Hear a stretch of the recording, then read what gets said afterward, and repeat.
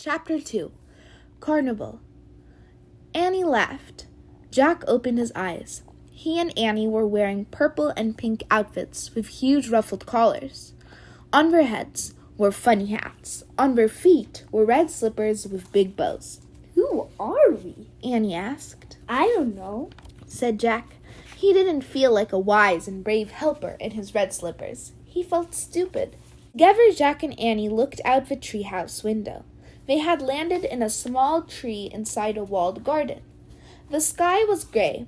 Jack couldn't tell if it was morning or evening, but the air felt damp and heavy, as if a storm was about to break. "I guess this is Venice," he said. "Let's check our book," said Annie. She opened their research book and read aloud. "Today, the city of Venice is one of the most popular tourist spots in the world. It lies in the lagoon of the Adriatic Sea. Instead of roads, Venice has waterways called canals. People glide along the canals in shallow boats called gondolas. A man called a gondolier stands in the back of the boat and uses a long oar to propel the gondola through the water." "That sounds like fun," said Jack. "Yep," said Annie. She closed the book. "Let's go." "Wait," said Jack. "We don't even know what our mission is yet." He took out Merlin's letter and unfolded it. He read aloud. "Dear Jack and Annie of Frog Creek, your mission will require great patience and a bit of magic. The Grand Lady of the Lagoon is in terrible danger. The only one who can help you save her from disaster is the ruler of the seas. To locate him, follow these directions. When waters rise beneath the moon, visit the Grand Lady of the Lagoon. To find out where you need to go, seek out a painter named Tiplo.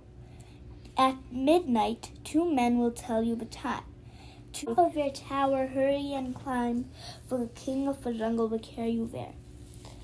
Not over land, but high in the air. An angel of gold will show you the way to sea by night and home by day. M." Jack pushed his glasses into place. He said. "I wonder who the Grand Lady is," said Annie. "And why do we need to save her?" "I'm wondering lots of stuff," said Jack. "What about the king of the jungle? We're in a city, not a jungle. And what about the angel? And let's just take one thing at a time," said Annie. "What are we supposed to do first?" Jack looked back at the letter and read. "Waters rise beneath the moon. Visit the Grand Lady of the Lagoon." "So let's start by finding the Grand Lady," said Annie. She headed down the treehouse ladder. Jack put Merlin's letter into his backpack, along with Morgan's research book and Teddy and Kathleen's book of magic rhymes. Then he climbed down the rope ladder and caught up with Annie. Jack and Annie walked over a pebbly path as the sky darkened. "Good," thought Jack. "It's night." He didn't want anyone to see him in his silly outfit, especially the red slippers with the bows. "This must be the way out," said Annie. She led Jack to a wooden gate in the garden wall and pushed it open. Jack and Annie stepped through the gate into a quiet, empty walkway. Next to the walkway was a narrow lane of water. "I guess that's a canal," said Jack. "And that must be a gondola," said Annie. She pointed to a long, curved black boat rounding the corner. In the last light of day, the gondola was gliding silently up the canal toward them. "Yikes," whispered Annie. There were 2 people in the boat, a gondolier and a passenger. Each wore a black cloak, white gloves, and a ghostly white mask. The masks had long, pointy noses shaped like bird beaks. The passengers sat in the middle of the boat, holding a lantern. The gondoliers stood in the back, pushing a long oar through the water. "Look a lot weirder than us," said Annie. "No kidding," said Jack. "Hello," the passenger shouted.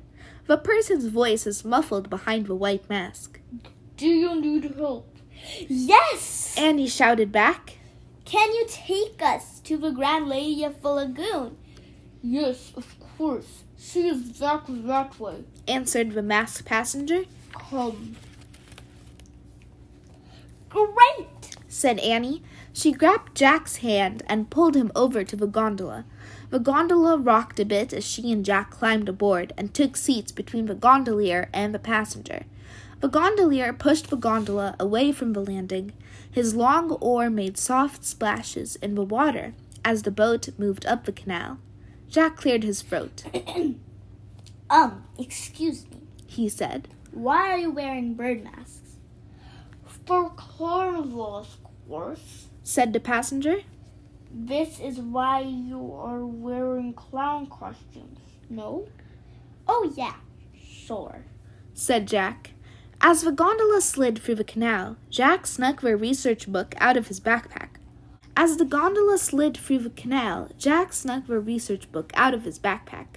Oh boy, a carnival, Annie whispered to Jack. I hope it has a roller coaster. I don't think they had roller coasters 260 years ago, whispered Jack.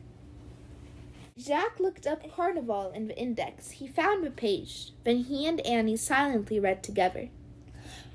For many centuries, Carnival has been the most famous yearly festival of Venice. For Carnival, people disguise themselves as anything they want to be. Rich, poor, male, female, young, and old. All are equal during Carnival. Look, that's us, whispered Annie.